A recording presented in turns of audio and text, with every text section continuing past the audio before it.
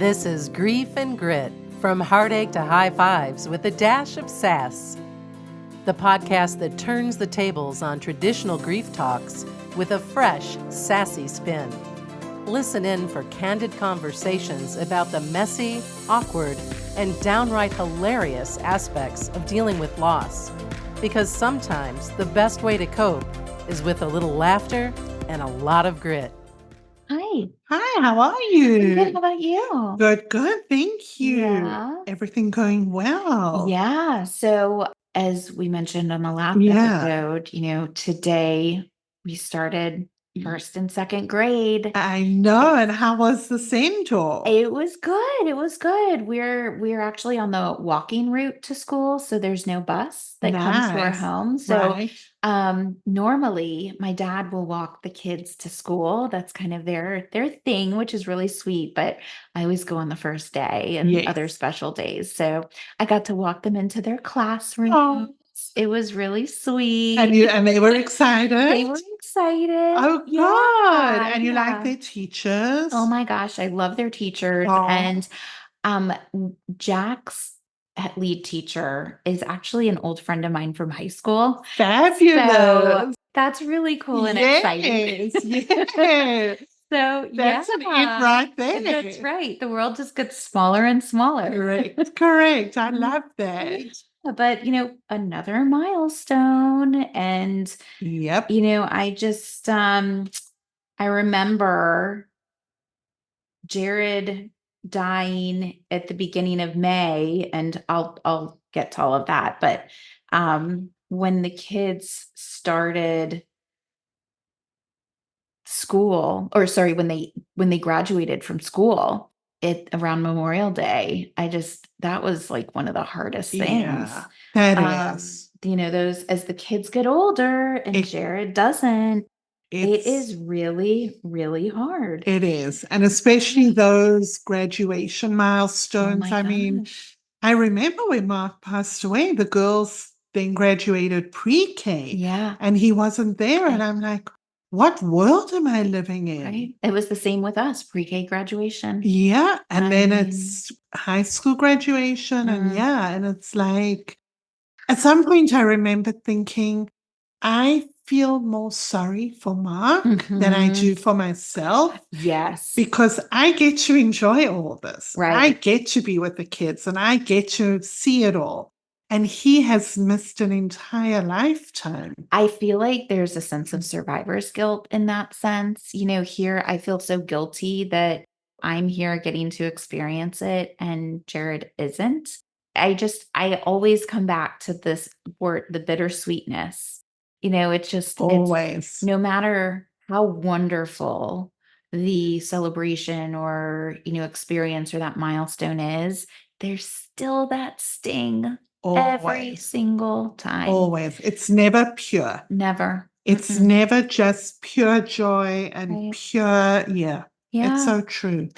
But you did it. You got through another school year. Yes, we have. And now you're going to get through this one. That's right. We sure will. You will. So tell us what got you through your first milestones? Yeah. So Jarrod died on May 1st, which is also his brother's birthday.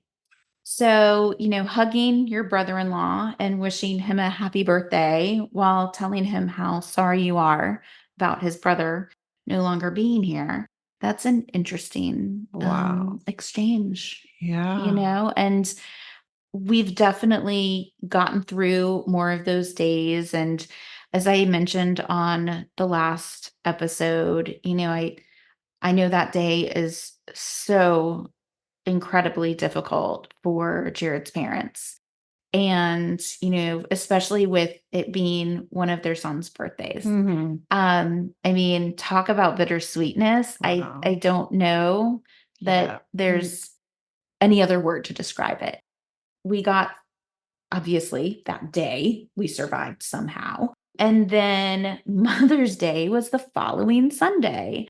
And y'all, as you get to know me, you'll find that I laugh a lot because I'd rather laugh than cry. Right. That's just my MO. I definitely cried more than laughed in that first year, I promise. But now looking back, you feel like you're that punching bag that just keeps getting knocked down, but you keep popping up. Correct. That is how Exactly. that first year felt for me. Not only was it Mother's Day the following Sunday, but my daughter was sick. And because of COVID, we were stuck in the house by ourselves because we Right. were afraid of someone else getting sick or having Exactly. COVID herself. So I was alone with a Oh, 3-year-old and a 4-year-old on my first Mother's Day without Jarrod, a week a after he week. died. Oh, I was not a happy person. I no. was angry. I was frustrated, sad, all of the negative emotions you can think of. That is how I felt. And I definitely felt like the worst mom in the world because here I had a sick 3-year-old and Yeah. I was feeling what I was feeling. Yeah. So that was Mother's Day. And then a couple weeks later, it was just before Memorial Day, we actually moved into our new home that we had bought before Jarrod died. And some friends came over. They really facilitated and led the packing effort, which I am still completely amazed by and grateful for. And we ended up moving into this house that Jarrod loved, but never actually slept in. Steps in. So that was a Yeah. massive transition. And Yeah. all of that was literally within the That's first month huge. of him dying. Wow. And then a couple of days later, Jack graduated from pre-K and I was a mess. Again, talk about the guilt. I just felt Mm. so guilty for Jarrod and for Jack. I just am in awe of this little guy who went and sang the songs and did his Aw. thing, Yeah. during pre-K without daddy being Without, there. oh, and it was all still so new. I It mean, it was just was. so raw. And it was still during COVID.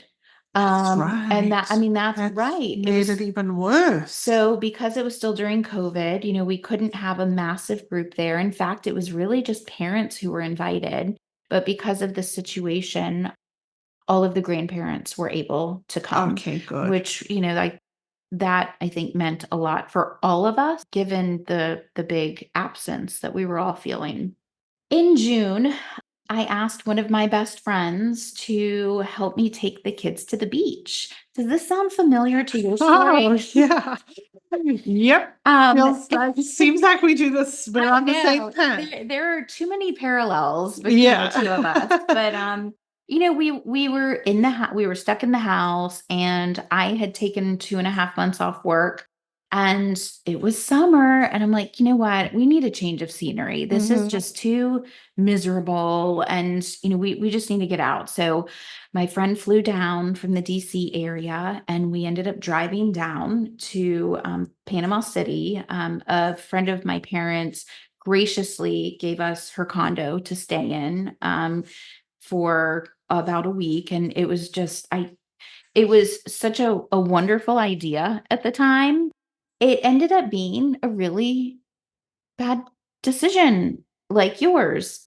I was not in the best frame of mind. No, Traveling with 2 little ones is hard. Traveling with 3 people who are grieving is not fun. impossible. And on top of that, the kids, the day that we were actually supposed to drive down, Amelie, my daughter, had a fever. Oh And so I gosh. ended up having to take her to the doctor that morning. And Oh, thankfully, the doctor was like, you know what? It's viral.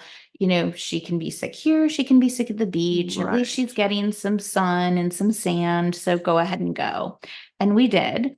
And she was miserable. The AC broke in my car Oh, on the way down. oh, Uh-huh. oh. Yes. It's like the stars were against us. They were not Yeah. aligned for this trip. Yeah. So at the end of the day, we definitely had memories. We had some, good times, but it was a hard trip and we ended up coming back a day early. It just was not the right time for us to be there. Yeah. So that was in June. And then Jared's birthday was July 13th. Because he died so suddenly and because of COVID, we were only allowed to have 50 people at the funeral, Right. which Jarrod comes from a massive family, which is really cool. He was a fifth generation Atlantan. Wow. Yeah. And fourth or fifth. I'm now blanking if he's the fourth or if he was the fifth or if Jack and Amelie are the fifth. I'll have to go back and fact check that with his parents. Sorry, Mendels. But but we're so fortunate to have so much family here. I'm a native as well. And we, because of COVID, I mean, it was family. And Small. I think we had about 4 sets of our nearest and dearest friends who were there. Because of that, I wanted to do something for his birthday and invite more people who were unable to be at the funeral or Right. at the Shiva in person. So I decided to do a toast to Jarrod. I didn't feel comfortable calling it a celebration of life. I didn't feel comfortable calling it a memorial event. I just kind of wanted it to be a toast, I love something where that. people come I and love we that. showed our love for Jarrod. Jarrod's uncle put together a beautiful like photo montage Oh, I love of that. Jarrod's life. So for everyone to watch. And then a few people got up and told stories. I took I think that's video. beautiful. I really, so much of what I do to remember Jarrod is for the kids Mm-hmm. because they were so young when he Mm-hmm. died. They were 3 and 4. And they won't have these stories. They won't have these memories. So as people were getting up and telling the stories, I had that video saved so that way when they're older, I can show them and I they can love go that. and see these. But it was a really beautiful evening. I had a food truck that served burgers because that was Jarrod's favorite food. And I found a local teenager actually who bakes pies. Oh, I love So that. she made cherry pies and chocolate peanut butter pies, which were 2 of Jarrod's Oh, favorites. I love that. So it was just a really special evening. And again, because of COVID, we were all outside, Right. on at the new house on our back driveway patio. And it was just such a beautiful evening and a really special way of honoring Jarrod together. If y'all are considering doing something meaningful, like a celebration of life, nothing has to be perfect. Mm-hmm. Just go with your intuition, go with your gut, and think of, what would that person love? Mm-hmm. What will bring you comfort? Correct. That's the thing. Yeah, What makes it good for you? exactly. What makes it right for you? Exactly. I love that. That's beautiful. That's a testament to him. Yes. I love that. I agree. Yeah. So then that was mid-July. School started in early August. Thankfully, they were at the same school. So that made it easy in terms of transitioning. Correct. They knew their teachers, they had the Yes. same friends, but first day pictures were really hard. And then early August is Jack's birthday.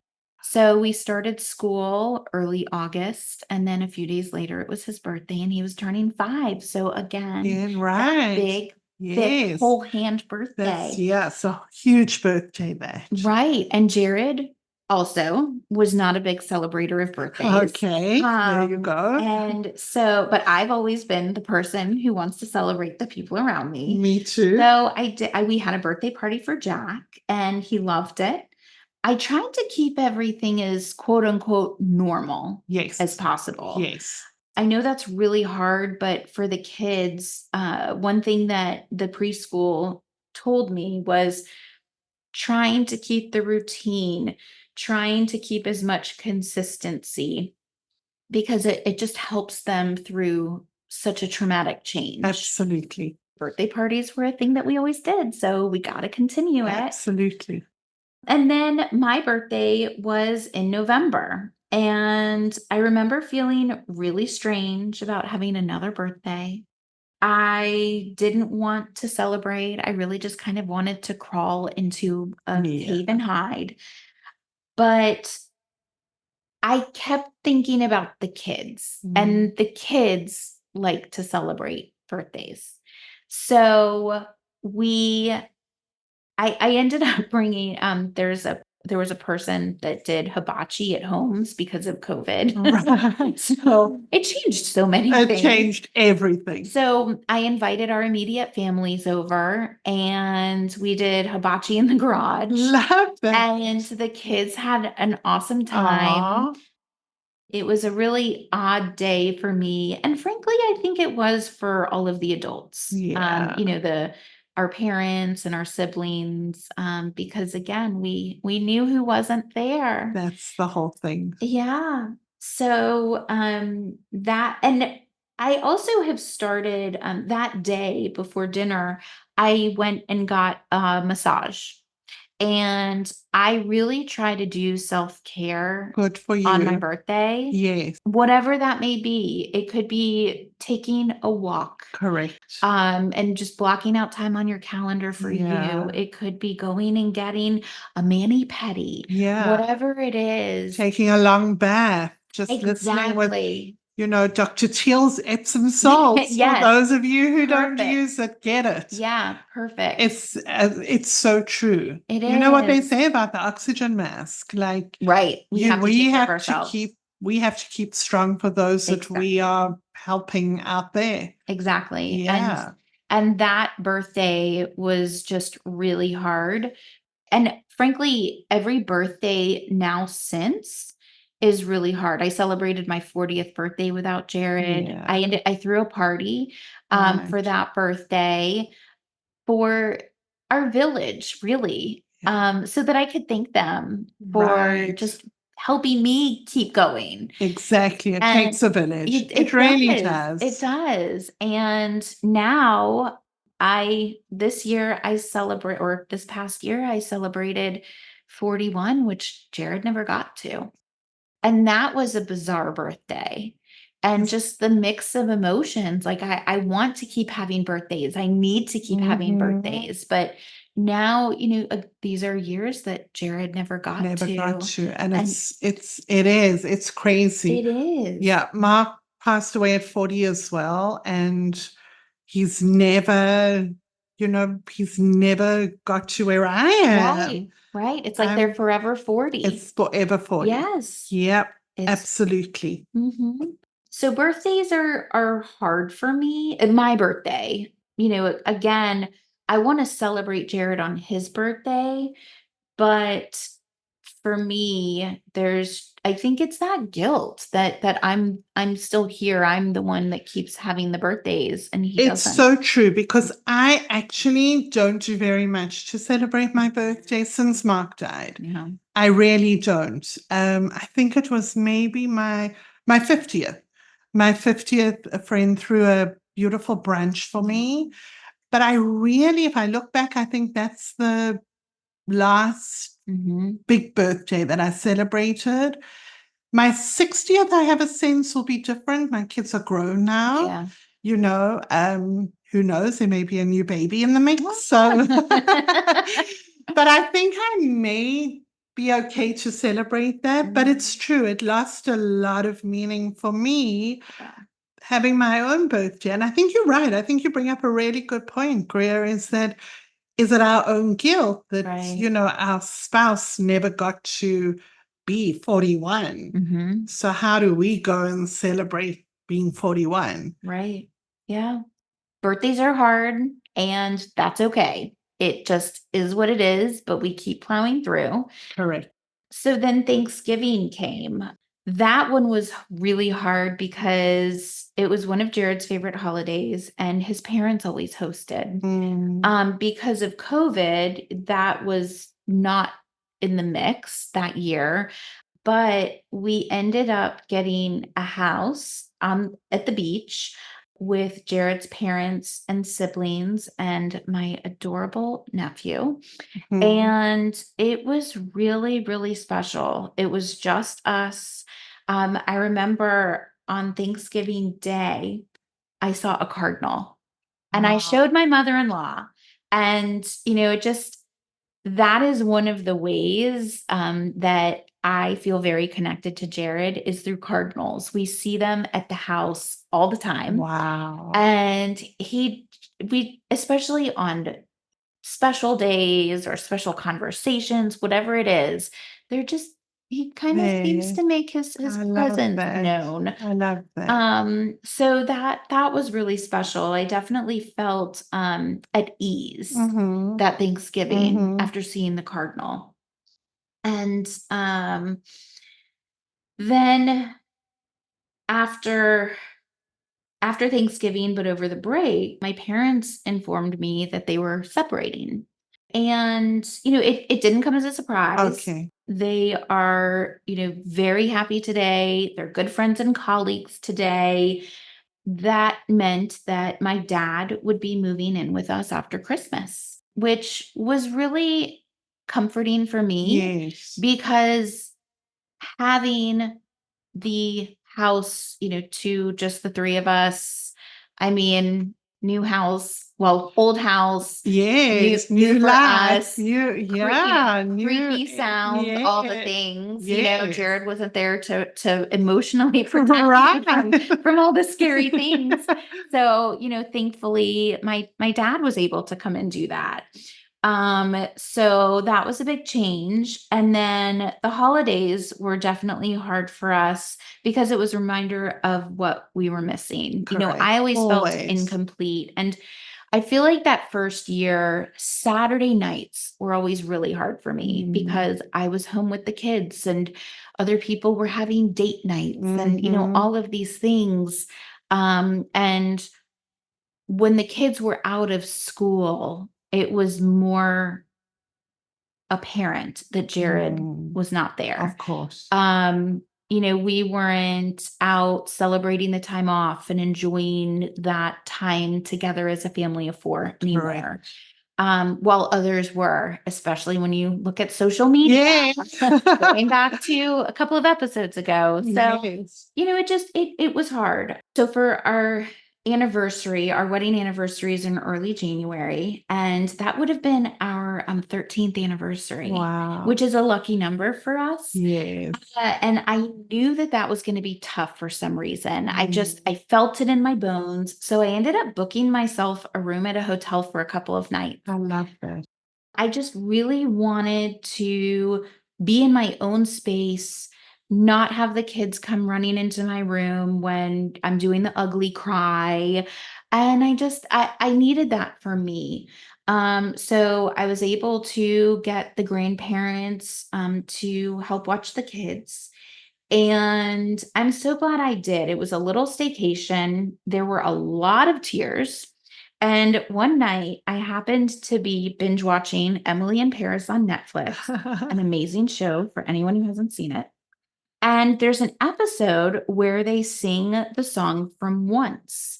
And that was our song. Oh my And gosh. I just broke down. Aww. And I knew that he was with me. And I can't remember if I called or texted her, but I told our cousin because I loved sharing like all of the quirky things with her. And she also is a sign, believes in signs. And it just was so special to me. That's so special. Of all That's the such a things, sign. it is. And, the fact that I watched it that day and it was that song and it was totally a sign. Totally a sign. So then we ended up getting COVID in late January, early February, finally. You held out for a while. We did. So we were homebound. So this is now January of 22. And I decided that we needed a trip to Disney World because my kids had never been. Fast forward to April 30th, one day shy of the first anniversary of Jarrod's death, and my grandmother, my last grandparent, passes away. May 1st was hard because I wanted to be there for my mom. And all I could think of was how I wasn't heartbroken about losing my grandmother. And instead, I was heartbroken that Jarrod wasn't there to comfort me while I was heartbroken about my Exactly. grandmother. Exactly. So And again, that's so true. yeah, I remember coming home from Mark's funeral, and that was my first thought. I sat down in the living room, and I remember thinking, "Oh, but Mark, you meant to be here. Like, I'm so sad, and you should be here comforting me." That's exactly. so true. And I think for Exactly. a lot of people out there, it's the same thing. Yeah, We lose that person who gave us that comfort when we needed exactly. it. Right. So, here, that's what my spouse was supposed to do, comfort me, and he couldn't. So, May 2nd was the funeral, and May 3rd, my brother in law and sister in law and I got on a plane to Orlando with the kids, taking them to Disney for their first time. Oh, And that was how we got through the first year. amazing. I really just wanted to end on a high note. I decided that I wanted us to laugh more Yes. than cry. And I know that Jarrod wanted that for us. Mm-hmm. I really do. He would not want us to just stand still. He would want us to continue living. Um, so prior to our anniversary, I actually scheduled a session with a medium. That's something that Ah, I had been very fascinated by. Jared's death was so sudden. right. I just, I, I didn't know if he suffered. I didn't know what You need a I did, clarification. and I just wanted to connect with him in a way, and I was very anxious about doing it, and I know this is not for everybody. But I had been seeing signs, and I went ahead and did this, and it was a really positive experience. We can talk about this on another episode in the Yeah, I'd future. love to hear more. But I'm really glad that I did it, and it gave me comfort with how far we had come in the first year. So there's a lot that Yes. happens in that first year of loss. It's a roller coaster of emotions.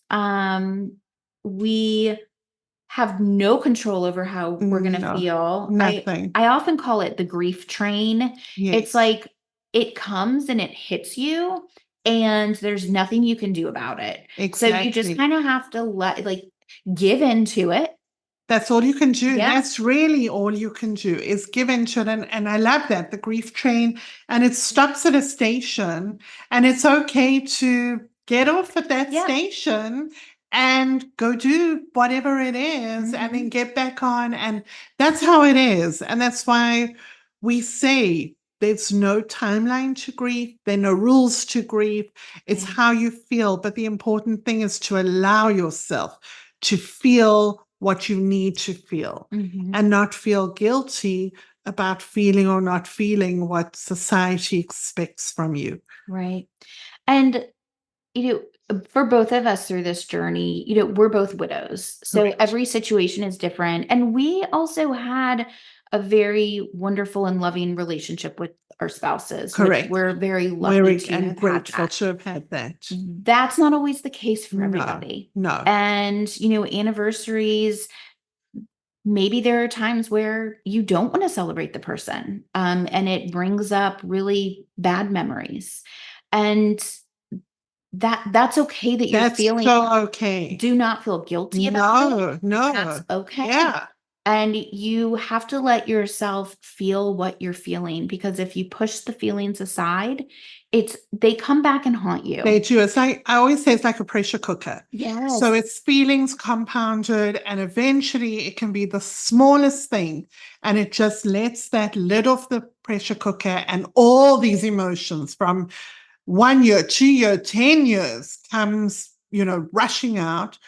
And it's important to be honest with yourself. Right. And it's important if you want to be angry. And oh my goodness, there are times where I'm like, you know what, Mark, I literally hate you for not being here or for doing what you did. Or And that's okay. Right. That's okay. So feel the feels, everybody. Mm-hmm. And thank you, Greer, for sharing that story. That's Yeah. quite a year No, of milestones. it is. And I think it's also something that parents who have lost a co-parent, so much of this and that first year and beyond is thinking about the kids. It's not just our own grief. And that doesn't make it easier. No, no. So be kind to yourself.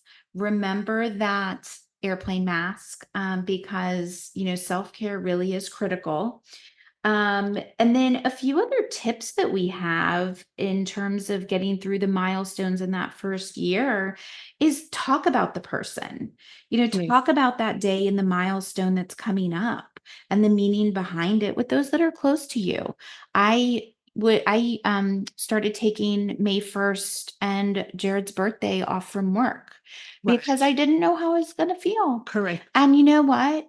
Thankfully, my colleagues were incredibly supportive, Right. but that was also how I chose to use my PTO. Correct. Um, Absolutely. And, if on that day, if you need to silence your cell phone so that you can sleep the day away, do it. Like I always say, Absolutely. you do you. You do you. Go for a walk. If you want to eat that whole cheesecake, okay, granted I have. There we go. It's fine. It's Mhm. really fine. Right. And you know, create new traditions surrounding the day. It's Yeah. fine. Yeah. Create whatever makes you and your family happy. It's good to create new traditions, things that are going to bring you comfort, going to Right. bring your children, your family members, whoever it is. Mhm. Create those new traditions. Yeah, It's a wonderful thing. Yeah, it's like your Thanksgiving tradition. Yes. And then on Jared's birthday, I started giving the kids a gift that I think Jared would have liked. So, like a book or a game or a puzzle, something special, to honor the day, but also for them to think about daddy. I love that. Um, That's a beautiful thing. and then, And go off social media. yeah. Yes. Although I will say there are a lot of milestone days where I will post about Jared Yeah. because I want people to remember him. And so like Father's Day, I post. There's also on May 1st, I post, although that one's hard because it's also my Yes, brother-in-law's yes. So, birthday. So right, this right. year I posted a picture of the two of them together being silly. So it was a special memory and brought laughs Yes. on a day that would otherwise be really heartbreaking.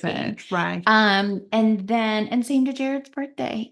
So I do I share what I'm feeling. Exactly, and that's fine. Right. That's It absolutely might fine. make people feel uncomfortable, but That's not right. you're walking the walk. I'm doing me. That's it. And that's all This is you what can I do. need to do. That's all you can do is do you. Yeah. And then the biggest thing is, not to bury your feelings around the day. I know we've talked about that, but, let the feelings come out.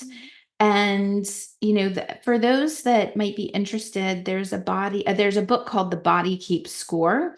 And as the years pass, you'll notice that your body, you start to remember things or feeling things, like whether it's a new season or a milestone that's coming up, and you start to feel just that funk. That's the best way I can That it explain it. is. It is. Yeah. Absolutely. So don't push it aside. Just sit with it. Exactly. Just sit with Yeah. it.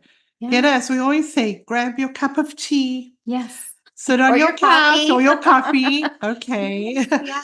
Sit on your couch, read a book, not read a book, stare into space, whatever works for you. Yeah. And not just on the milestone days, but every day. 100%. It's important every day. So remember, you've got this. You've already been through worse. You have. The loss is the worst. That's ground zero. So you'll get through it. And we're here. If you need some encouragement, just reach out. That's it. And until next time, have a great day, everybody. have a great day. Thanks for listening. If you love what you heard, please follow Grief and Grit and share our podcast with your friends and family.